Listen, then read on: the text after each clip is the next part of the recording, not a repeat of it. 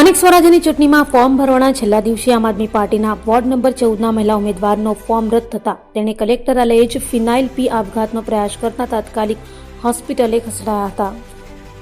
સુરત મહાનગરપાલિકાની ચૂંટણીમાં ઉમેદવારી નોંધાવવાના છેલ્લા દિવસે સુરત કલેક્ટરાલયે ઉમેદવારોનો ધસારો જોવા મળ્યો હતો। ભાજપના તમામ 120 ઉમેદવારો સાથે કોંગ્રેસ અને આપના ઉમેદવારો અને અપક્ષો દ્વારા છેલ્લા દિવસે ફોર્મ ભરવા પડાપડી કરાઈ હતી। ત્યારે સુરતના વોર્ડ નંબર 14ના આપના ઉમેદવાર એવા ગૌશાલી ગંગાણીએ કલેક્ટરાલયે ફિનાઇલ પી આપઘાતનો પ્રયાસ કર્યો હતો।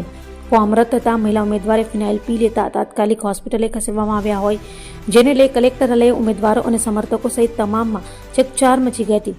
તો મતદાર યાદીમાં નામ હોવાથી ઉમેદવારે ફિનાઇલ પીધું હોવાનું ચર્ચાઈ રહ્યું છે। મારું નામ ગૌશાલી ગંગાણી છે।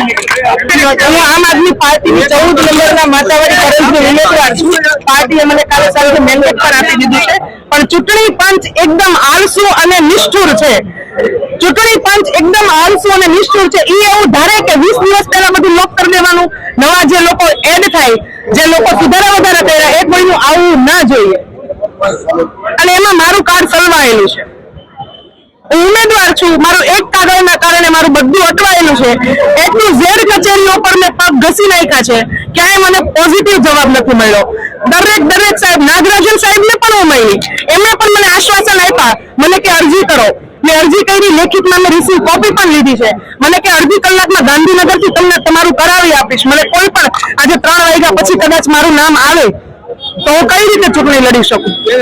સરકાર આખી ડિજિટલાઇઝેશનની વાતો કરે છે, તમારું કામ આના માટે આ બધું પાણી ફેરવવા જેવી વાતો છે। કોઈ ડિજિટલાઇઝેશન છે નહીં, એક પણ વસ્તુ નથી।